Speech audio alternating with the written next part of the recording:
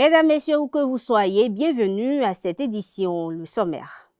Lundi 27 novembre dernier, les élections générales de 2026 étaient au cœur des échanges entre le chef de l'État, Patrice Talon, et les responsables du parti d'opposition, les démocrates, assurant dans cette édition les analyses de quelques acteurs politiques à cet effet. Doter les dirigeants de petites et moyennes entreprises de connaissances et capacités financières nécessaires pour la bonne gestion financière de leurs affaires. À cet effet, se tient du 28 novembre au 9 décembre un atelier de formation en éducation à l'intention de 100 jeunes entrepreneurs lancé par le ministre des PME, Modeste Kéré. Ouida abrite les 9 et 10 janvier 2024 les Vaudoudaises. En prélude à la célébration, le ministre de la Culture et des Arts du Bénin a donné une conférence de presse le jeudi 30 novembre dernier à Cotonou. À l'occasion, Jean-Michel Abimbola a levé un point de voile sur la spécificité de ces festivités.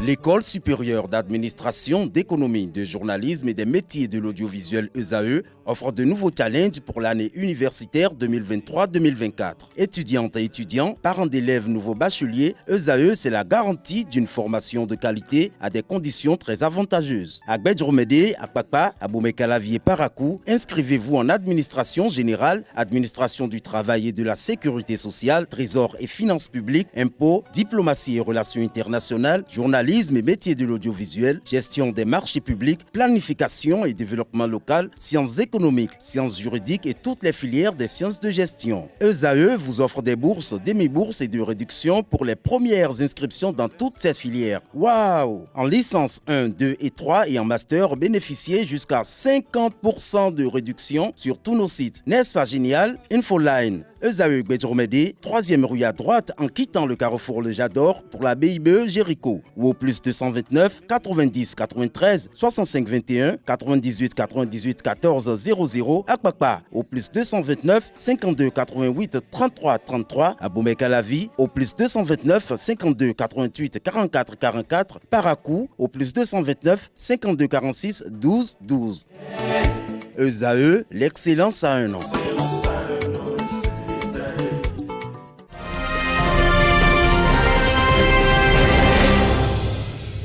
Bienvenue à nouveau. Une délégation du parti politique d'opposition Les Démocrates, conduite par son président Boni Yahi, a été reçue en audience le 27 novembre dernier par le président Patrice Talon. Ils se sont entretenus sur les élections générales de 2026. Au micro de Canal 3, quelques acteurs politiques ont livré leurs impressions. Responsable du parti Les Démocrates anime toutes les conversations ce mardi. Une de nos équipes de reportage s'est rapprochée de quelques acteurs politiques pour recueillir leurs impressions sur les sujets débattus et les principales décisions issues de cette rencontre. Dans ce journal, nous vous proposons quelques extraits de propos. Et pendant ce temps, le Bénin accueille la conférence ouest-africaine sur les infrastructures numériques et la cybersécurité, une initiative du ministère du numérique et de la digitalisation en collaboration avec l'université Carnegie Mellon Africa. La rencontre se penche sur divers secteurs clés qui seront impactés par la transition vers l'infrastructure numérique, à savoir l'éducation, la santé, l'inclusion financière et l'agriculture. Nous parlerons également de la nouvelle coopération qui vient de naître entre le Bénin et l'ambassade du Royaume des Pays-Bas. Il s'agit d'une collaboration pour la revalorisation de la culture vaudou. À cet effet, le ministère du Tourisme, de la Culture et des Arts, avec l'appui des Pays-Bas, organise une conférence musicale dénommée « Influence du vaudou » sur la musique contemporaine. Les deux parties l'ont annoncé devant la presse ce mardi 28 novembre 2023. Voilà pour les titres, mesdames et messieurs. À nouveau, bonsoir.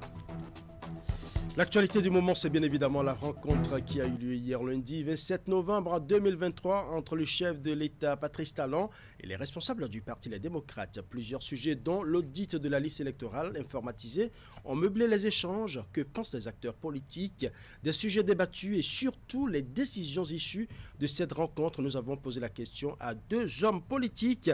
Ils sont au micro de Teddy Goudalo. Moi, déjà, la forme, je me suis interrogé sur la forme. Parce que quand nous parlons de la liste électorale, c'est un sujet national qui concerne toute la classe politique, aussi bien de l'opposition que de la mouvance. J'aurais souhaité que le chef de l'État puisse convoquer les responsables des partis politiques Union progressiste, Bloc républicain, LD, la FCBE et bien d'autres, pour que quand même les débats soient plus riches et que des conclusions quand même puissent sortir de ce conclave. Mais je suis resté sur ma faim. Mais le chef de l'État, il a sûrement ses raisons. Connaissant le chef de l'État, pour avoir pris cette initiative, c'est qu'il avait un message à passer. Le chef de l'État avait un message à passer, montrer que sa proximité, son ouverture de pouvoir dialoguer avec ceux qui ne partagent pas les mêmes opinions que lui. Et donc du coup, il avait un gain politique à obtenir et je pense qu'il l'a obtenu. S'agissant de la liste électorale informatisée, vous savez, je voudrais les féliciter pour dire dans un premier temps que c'est déjà un grand pas, mais ça ne règle pas la question. Faudrait-il qu'en réalité que l'ANIP soit vraiment assez ouverte pour donner assez en réalité à un certain nombre d'informations liées aux élections, à la liste électorale. Le plus important en tant qu'acteur politique n'était pas d'auditer seulement la liste électorale, parce que l'audit ne concerne qu'une période T, pour voir la photographie de la liste électorale à une date donnée. Est-ce qu'après l'audit, c'est cette liste-là qui sera directement à la minute d'après envoyée à la Sénat pour les élections? Non. Si nous faisons l'élection dans un an, sinon si nous faisons l'audit dans un an, il faudra attendre 1 an, 2 ans avant d'envoyer la liste à la Sénat. Et cela veut dire qu'entre 2 ans, chaque jour qui fait, il y a d'autres Béninois qui ont 18 ans et qui rentrent désormais sur la LEI. Et du coup, l'audit n'est vraiment pas la solution qu'il faut. Il y a aussi la décision d'accorder une grâce pour les jeunes étudiants incarcérés du fait des élections législatives de janvier 2023. Le chef de l'État a dit qu'il est OK à accorder une grâce à ces jeunes-là et a instruit le ministre de la Justice d'accélérer le procès. Moi, j'aurais souhaité, par rapport à cette décision, par exemple, que le chef de l'État puisse simplement demander à la justice de relasser tous ces jeunes de la prison parce que la grâce, comme vous le savez, ce n'est pas l'amnistie. La grâce n'efface pas la peine. Avoir pris la décision aujourd'hui de faire sortir une centaine de Béninois, des jeunes, vous savez, quand vous passez 1 an, même 1 mois à la prison, c'est beaucoup, c'est votre carrière professionnelle, c'est votre vie familiale, c'est votre vie personnelle qui est mise en danger. C'est des vies qui sont pratiquement détruites. Et donc, que les gens arrivent à recouvrir la liberté, on ne peut que féliciter ça. Mais il y a 2 observations.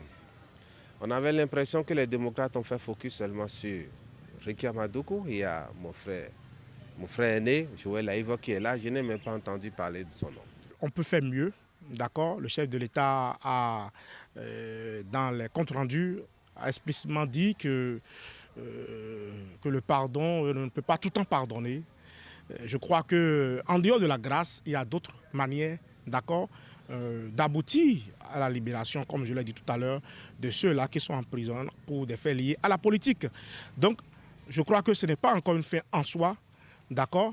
L'opposition doit quand même repartir en arrière, se mirer, mettre en place d'autres stratégies pour que la loi d'amnistie puisse permettre la libération de ces derniers. Parlons toujours de la rencontre entre les démocrates et le président de la République, Patrice Talon. Des citoyens se sont prononcés. Propos recueillis par ESAE TV.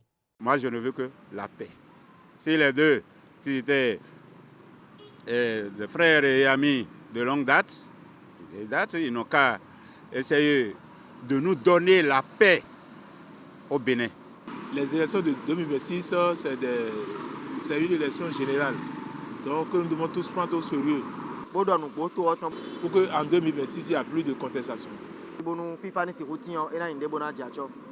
fille ma joie parce que pour une seconde fois, je vois le président Yahi Boni qui va aller rencontrer le chef de l'État pour parler de la situation politique du pays et particulièrement les élections de 2026. En tout cas, je les remercie et je leur dis de ne pas nous tromper. De ne pas nous tromper, parce qu'il y a des questions qui nous écœurent, des questions écœurantes. Alors si les deux se rencontrent, ils n'ont qu'à se dire des vérités. Ce que nous voulons, c'est que les discussions là soient franches et cordiales. En tant que citoyen lambda, je ne veux que la paix pour mon pays. La paix, rien que la paix. Après la déclaration de Boniaï, président du parti Les Démocrates, sur la non-appartenance à l'opposition de la FCBE, lors d'une rencontre avec le président de la République, Patrice Talon, les responsables de la formation FCBE sont montrés au créneau pour fustiger les propos de Boniaï. Voici un extrait de la déclaration du parti lu par Salomon Ojo, secrétaire administratif de FCBE. Comme tous les Béninois, nous avons suivi l'audience accordée le lundi 27 novembre 2023 par le chef de l'État aux responsables du parti Les Démocrates. Au cours de cette audience, M. Boniaï, président du parti Les Démocrates, a déclaré dans sa revendication de représentation de l'opposition dans les institutions en charge de l'organisation des élections que notre parti, la Force Cori pour un Bénin émergent, FCBE, n'est pas de l'opposition. Cette déclaration extrêmement grave, indigne et qui viole les lois de la République ne saurait laisser notre parti indifférent. C'est pourquoi nous sommes aujourd'hui devant vous pour faire quelques mises au point. Quelques jours plus tôt, précisément le 10 novembre 2023, le même personnage a saisi notre parti et lui a demandé une audience à l'effet du regroupement des partis de l'opposition. Il est clairement mentionné dans leur demande d'audience ce qui suit. Je cite, « Le parti Les Démocrates souhaite renforcer les liens avec les forces de l'opposition. » Fin de citation. Comment comprendre que quelqu'un qui vous envoie une telle demande le 10 novembre et à laquelle vous avez répondu favorablement se retrouve le 23 novembre 2023, soit 2 semaines après, devant le président Patrice Talon et dit que vous n'êtes pas de l'opposition. Mesdames et messieurs les journalistes, ces affirmations contradictoires montrent que le président du parti Les Démocrates perd les pédales et est mu par un esprit de dénigrement, de vengeance, de refus de la contradiction et de la volonté de compromettre à tout prix la paix dans notre pays. Aussi avons-nous du mal à comprendre cette haine envers des gens qui l'ont soutenu sans réserve pendant 10 ans.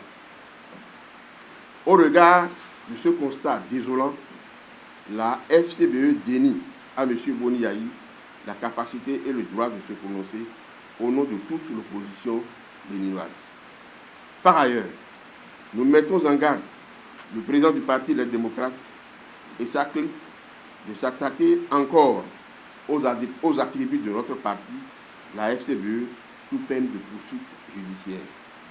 Toutefois, la FCBE reste ouverte pour discuter avec tous les partis qui se réclament de l'opposition dans le respect mutuel. Selon Paul Rouquet, secrétaire exécutif national, le divorce entre les Cori et leur ancien mentor semble définitif. Il s'explique.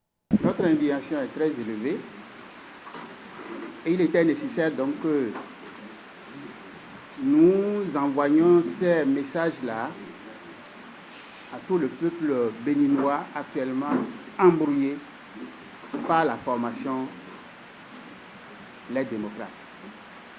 Nous sommes de l'opposition. En réalité, la loi cadre tout. Il y a une loi sur les statuts de l'opposition. Si vous êtes une formation politique reconnue, pour que vous soyez considéré comme parti de l'opposition, vous en faites une déclaration au ministère de l'Intérieur. Ce que nous avons fait, notre récépissé est là, il faut que chacun prenne connaissance de ça. Au-delà de ça, si quelqu'un trouve que nous ne sommes pas de l'opposition, il y a donc un problème à son niveau. Au-delà de la déclaration, notre position se justifie. En quoi cela se justifie? Nous avons été aux élections en 2016, derrière donc Lionel Zissou. Nous avons échoué. Et ceci au deuxième tour. Notre position nous classait directement dans l'opposition. Oui ou non? En plus, nous avons été aux élections en 2021, élection présidentielle, où nous avons été le challenger du président Talon. Programme contre programme, nous avons échoué. Et donc, raison de plus pour que nous soyons dans l'opposition. Je ne sais pas ce qui peut amener M. Boni Yayi à dire que nous ne sommes pas de l'opposition, seulement pour embrouiller surtout les institutions qui reçoivent ces lettres à tout vent et tous les pays où on salit notre République. Vraiment, je ne sais pas si, en retrouvant donc ce poste de président des LD, M. Boni Yayi a fait cette démarche. Et si c'est le ministère qui lui a notifié que FCBE n'est plus de l'opposition. L'Institut des artisans de justice et de pêche en d'oiseaux a organisé du 1er au 2 décembre 2023 son symposium annuel basé sur le thème 3 socio-économique, démocratie et respect du bien public au champ d'oiseaux de Cotonou. Ces assises qui ont démarré le 1er décembre ont été meublées par plusieurs communications. Le père Éric Aguenmont, directeur de l'IAJP, a donné des détails sur ces 2 jours de séminaire. Il est au micro de Anaël Dou. Le symposium s'est ouvert aujourd'hui, symposium intitulé « Droits socio-économiques et respect du bien public ». C'est notre symposium annuel et nous avons commencé par la prière pour le Bénin en présence de Monseigneur Aristide Gonzalo, vice-président de la Conférence épiscopale du Bénin, évêque chargé de la commission justice et paix, en présence aussi de Monseigneur Roger Anoumou, évêque de Lokossa et président de la commission de l'éducation catholique au sein de la conférence épiscopale, et en présence des personnalités, des universitaires et de tous les invités. Après la prière, il y a eu les allocutions d'ouverture et ensuite les étudiants de lettres nous ont présenté un tableau artistique d'une rare beauté et d'une belle majesté. Et ensuite, nous sommes maintenant à la première communication de la journée donnée par Maître Lori Togbe, qui est conseiller juridique technique du ministre de l'économie et des finances, de la coopération, le ministre d'État Ouadani. Ce symposium et toutes les communications s'articuleront autour de 2 concepts clés: le capitalisme prudent et la démocratie à visage humain.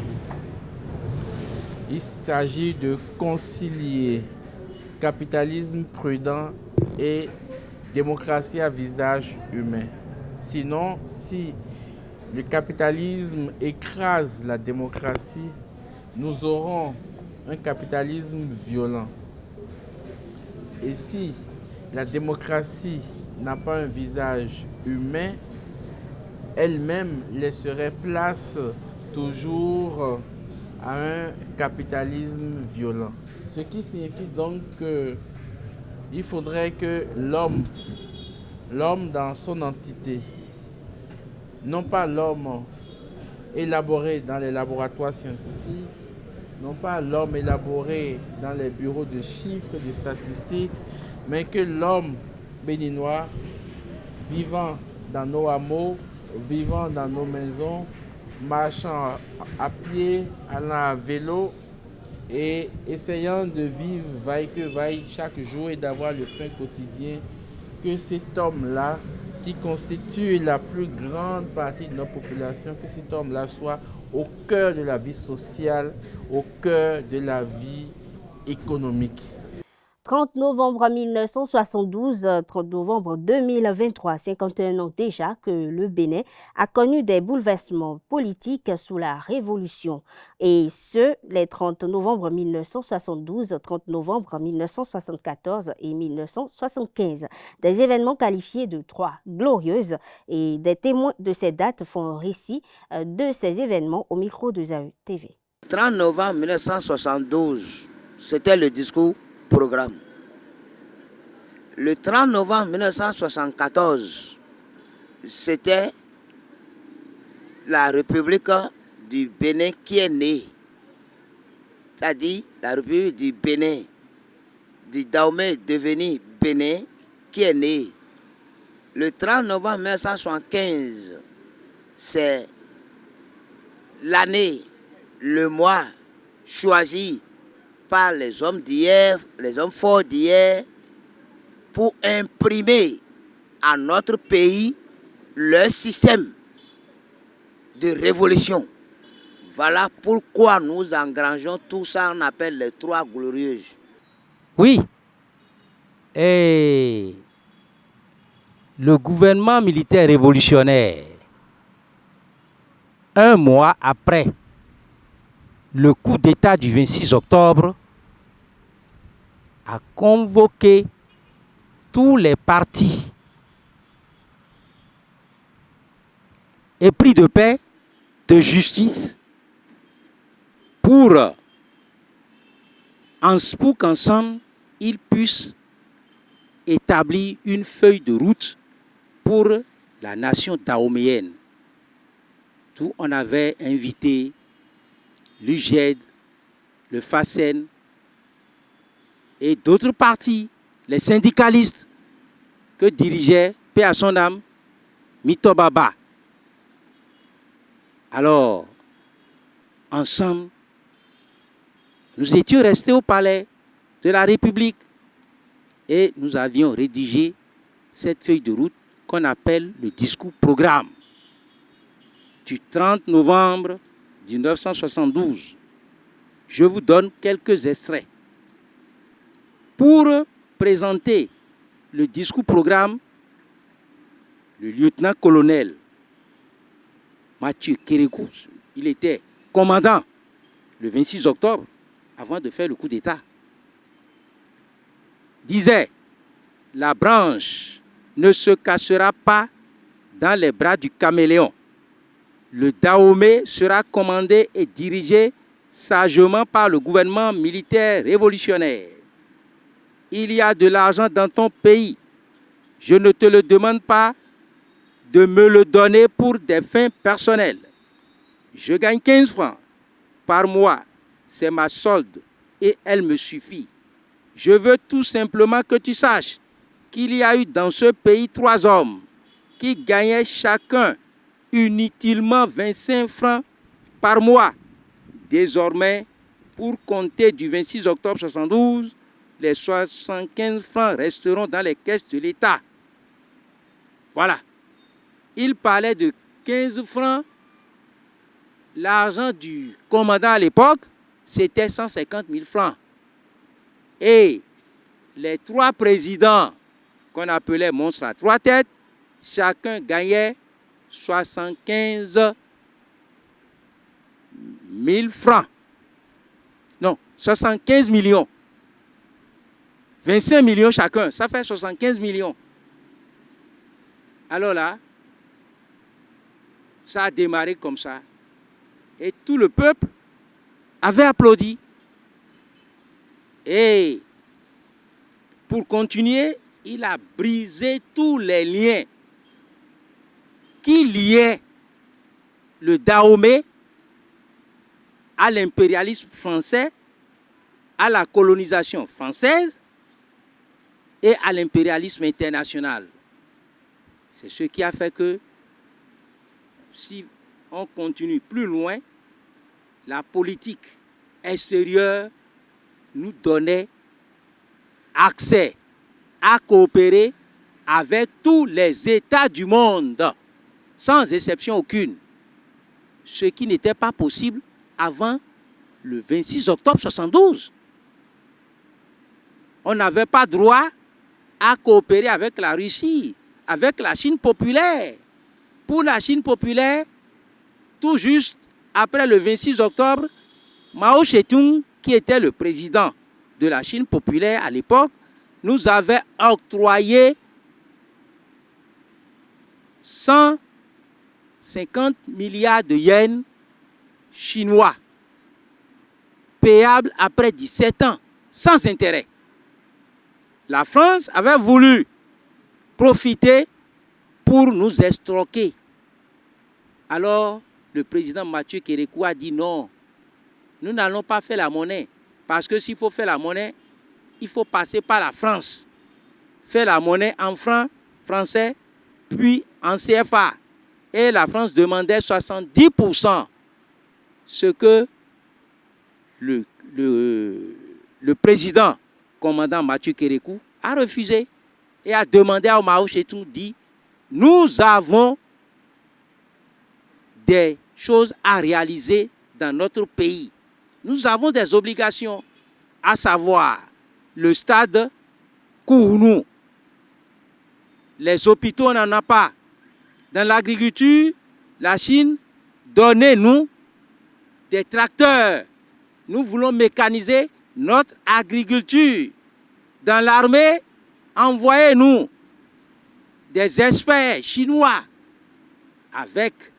pour nous former. Donc, ainsi de suite.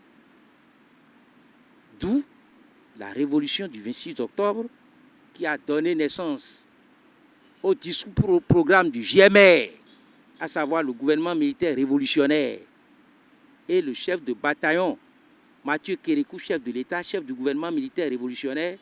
Il y a eu le discours programme, non, ce n'est plus le discours programme. À Goro, la fête du 30 novembre, jeudi 30 novembre 72, a été consacrée comme fête nationale. Maintenant, on devrait fêter le 26 octobre, mais à Goro, les travaux ne s'étant pas achevés, il a jugé bon, le GMA a jugé bon de placer la fête au 30 novembre 1974 à Goro. Option du marxisme-léninisme comme guide philosophique. Le marxisme-léninisme devenait notre guide philosophique et le socialisme était la voie du développement. À Goro, l'option a été claire.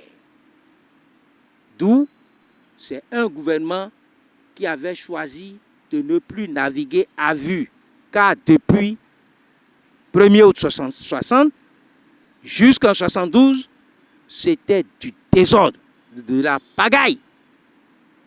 Et le 30 novembre 1975, nous avons assisté à la place Marina, changement de nom pour le pays, car le nom Dahomey était aussi la source du régionalisme.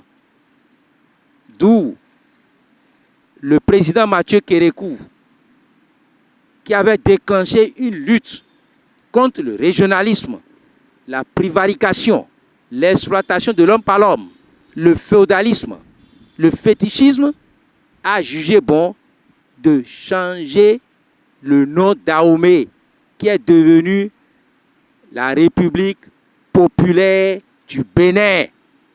C'est à la conférence nationale que les conférenciers ont changé. Ils voulaient revenir sur le nom Dahomey, mais ils n'ont pas pu. Et c'est devenu République du Bénin. Le gouvernement du Bénin a formellement démenti les rumeurs concernant une prétendue instauration de l'homosexualité dans le système éducatif du pays. Le ministre Salimani Karimou des enseignements maternels et primaires a déclaré que l'expérience en cours au Bénin concernant l'éducation à la santé sexuelle n'a rien à voir avec l'enseignement sur l'homosexualité. Il a précisé que ce sont des concepts liés à l'éducation, à la santé sexuelle qui ont été incorporés incorporée dans des programmes d'études. Et selon ses explications, cette initiative vise à promouvoir un comportement responsable chez les élèves en leur fournissant des informations objectives et des connaissances scientifiques dans le but de les éclairer. Le gouvernement a aussi tenu à marquer son opposition à l'homosexualité en soulignant que cette pratique est en contradiction avec les valeurs culturelles béninoises. Il faut noter que la controverse autour de l'introduction ou non de l'enseignement de l'homosexualité dans le système éducatif du Bénin est née du contenu d'un guide d'enseignement des sciences et de la vie et de la TRSVT. Ces précisions ont été faites lors d'une session à l'Assemblée nationale jeudi 30 novembre dernier. Autre élément dans cette édition, le ministre des Petites et Moyennes Entreprises et de la Promotion de l'Emploi, Modeste Kérékou, a procédé au lancement officiel de la session de formation en éducation financière au profit de 100 dirigeants des PME. Pour la circonstance, le directeur général de l'Agence des développements des petites moyennes entreprises, Édouard Serlin, était à ses côtés. C'était le mardi 28 novembre dernier au Palais des Congrès de Cotonou. Reportage. Surveillance et mesure de la performance d'une entreprise, gestion de la trésorerie d'une PME, financement et croissance ou encore planification budgétaire d'une PME, ce sont les 4 sessions prévues pour le compte des 3 jours de formation initiées par l'Agence de développement des petites et moyennes entreprises à l'endroit de 100 entrepreneurs béninois. Je souhaite que vous, chers dirigeants de PME, puissiez profiter de cette session de formation pour acquérir des notions essentielles de finance afin de mieux faire prospérer vos entreprises dans le monde des affaires et de mieux dialoguer avec les institutions financières. Il s'agit d'une première cohorte d'entrepreneurs béninois bénéficiant de cette formation. Les participants se disent fiers de cette initiative de l'État béninois. En venant à cette formation, mon premier objectif est d'avoir un total contrôle de la gestion des finances au sein de l'entreprise, de pouvoir savoir créer et gérer un budget, et également de pouvoir savoir quels sont les éléments essentiels qu'il faut mettre dans un projet pour que ce projet-là soit finançable. Tous ceux qui ont créé une entreprise ont besoin de cette formation. L'éducation financière, c'est la base de toute entreprise. Si vous n'avez pas une bonne éducation financière, votre entreprise risque d'aller en faillite d'un jour à l'autre. Je remercie sincèrement la DPME d'avoir organisé cette formation pour nous, les chefs d'entreprise du Bénin. On attend en tant qu'entreprise, d'abord jeune entreprise, c'est vrai, nous existons un peu depuis plus de 5 ans. Nous attendons des outils pratiques, concrets, qui pourront nous permettre vraiment de gérer au mieux les entreprises, nos entreprises, et qui vont nous rendre crédibles, puisque c'est ça aussi la difficulté. On n'arrive pas à être finançable ou bancable par les structures d'accompagnement, que ce soit les SFT ou les structures financières étatiques. L'Agence de développement des petites et moyennes entreprises est un outil étatique au service de l'intérêt collectif. Elle vise à inciter les acteurs financiers intervenant sur les segments du marché ou dans les entreprises. Ainsi, le renforcement des capacités des dirigeants des PME constitue l'un de ces actes prioritaires. Le Bénin et les Pays-Bas démarrent une coopération dans le domaine de la culture, ce à travers une conférence musicale autour de la thématique de l'influence du vaudou sur la musique moderne. En prélude à l'événement, l'ambassadeur du Royaume des Pays-Bas au Bénin, le conseiller technique à la culture et la conseillère technique aux arts au ministère du Tourisme, de la Culture et des Arts ont animé le 28 novembre dernier la conférence de presse à Cotonou. Retour sur la dite conférence signée ETélé. Promouvoir la culture africaine à travers le vaudou, c'est l'objectif que visent autorités et acteurs culturels en initiant une coopération entre le Bénin et les Pays-Bas.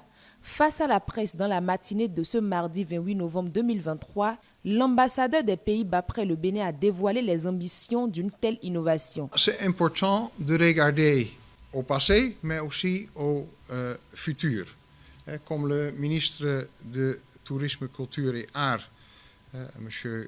Abimbola, a dit pendant cette cérémonie à Ouida cette année, il est temps d'aller du douleur vers l'honneur pour travailler pour une société et un monde où il y a égalité et unité sans racisme. C'est aussi cette perspective qu'envisageons aux Pays-Bas.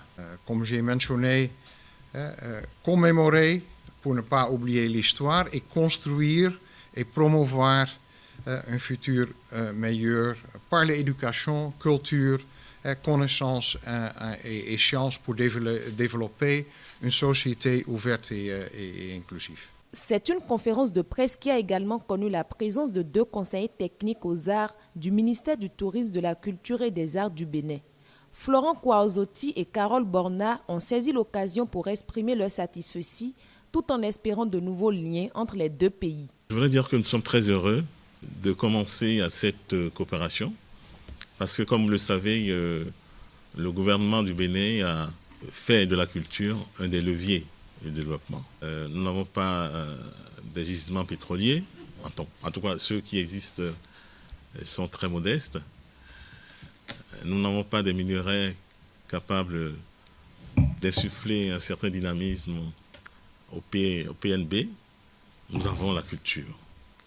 Or, nous savons que la culture est une des richesses de notre pays dans tous ses différents aspects. Nous sommes heureux d'accompagner cette initiative qui est un premier pas vers, nous pensons, une coopération fructueuse et qui va nous permettre de découvrir l'histoire, la culture, les arts, la littérature des Pays-Bas. Après cette conférence, les organisateurs se sont donné rendez-vous le vendredi 1er décembre prochain pour le concert exclusivement vaudou avec des artistes et acteurs venus de différents pays. On en sait un peu plus sur les Vodou Days désormais. Le ministre béninois du Tourisme, de la Culture et des Arts, Jean-Michel Abimbola, a exposé aux hommes des médias les grands axes de l'initiative et le programme de ce grand festival. L'autorité ministérielle s'est prononcée au cours d'une conférence de presse tenue le 30 novembre dernier. Pour plus de précisions, suivons cet élément signé ETélé Bénin. Au pupitre, face aux professionnels des médias, le ministre du Tourisme, de la Culture et des Arts. Au menu des échanges, cet événement qui va se dérouler à Ouida les 9 et 10 janvier prochains, les Vodou Days. Un rendez-vous qui convoquera toutes les expressions créatives autour de ce marqueur identitaire.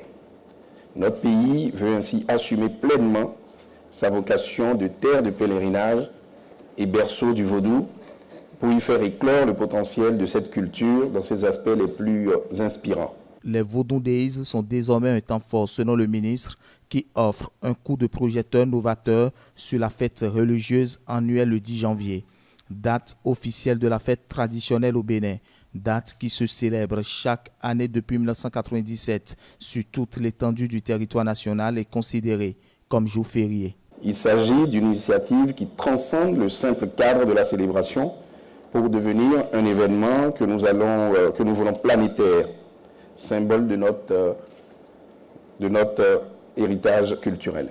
Au-delà d'un événement d'envergure, c'est une ambitieuse programmation culturelle et culturelle, les Vodou Days. Les Vodou Days donc, sont conçus pour attirer un large public désormais, un public international. Ça vise à célébrer les arts, la culture et la spiritualité vaudou dans un élan de redécouverte et de réappropriation de notre patrimoine. Cette initiative se présente comme une fenêtre privilégiée sur un héritage d'une richesse insoupçonnée, ouvrant la voie à une réflexion profonde et à la déconstruction des clichés sur le vaudou. Vodou Days, c'est une programmation bien conçue. Des aménagements spécifiques ont été engagés pour créer un événement immersif d'envergure, un parcours dans la cité-musée de Ouida. Il est aussi prévu un couvent éphémère dédié à Vodou Mami qui sera installé face à la mer. D'autres services additionnels vont permettre de faire des Vodou Days une expérience qualitative avec l'aménagement d'un camping. La plateforme digitale Sécuroute a été officiellement lancée le 30 novembre dernier à Cotonou. Cette plateforme est une solution de veille et de prévention des dommages humains et matériels. Pour plus de précision, voici le reportage de ETélé. C'est lancé Sécuroute, nouvelle plateforme qui permettra aux usagers de route de vérifier la propriété et la conformité de leur véhicule et de payer leurs contraventions en ligne. Un outil de prévention des dommages humains et matériels qui voit le jour au Bénin. La réalisation de cette plateforme est le fruit d'au moins 3 ans de travail. C'est un projet qui vient de faire plus de 3 ans. Les équipes projets, les experts ont travaillé sur le projet. On est passé par des phases d'études de faisabilité. On a fait des études de métier pour mettre en place des procédures. Et on a déployé le système actuellement et on a passé par des phases de test. C'est une plateforme qui rejoint les e-services pour que le secteur de la sécurité routière et de l'automobile en particulier soit assaini, soit plus fiable, tant pour les acteurs institutionnels, mais aussi et surtout, c'est ce qui est important, pour les utilisateurs que nous sommes. C'est plus d'efficacité, plus de facilité et moins de pénibilité pour le travail qui va se faire sur le terrain. Pour le représentant du directeur général de la police républicaine, c'est beaucoup d'avantages dans l'exécution du travail de la police, surtout dans la lutte contre le rançonnement sur les différents axes routiers. Pour ce qui concerne la police républicaine, présente un avantage particulier en ce sens qui contribue d'une part à l'éducation à la sécurité routière et au développement ou au changement de comportement, mais également d'autre part à la réduction du contact physique entre les fonctionnaires de la police et les usagers de la route. Vous n'êtes pas sans savoir que la police républicaine, à travers son chef, est engagée dans une dynamique de zéro rançonnement. Cet outil vient donc réduire ce phénomène. Un dispositif dénommé Vignette Sécuroute, qui est un document autocollant sécurisé, est désormais mis en bas à droite du pare-brise de tout véhicule. Ceci permettra son identification en phase de contrôle. Muni de lecteurs comme ceci, la police peut maintenant vérifier en fait la conformité de votre véhicule en scannant la vignette qui est apposée à l'intérieur du pare-brise.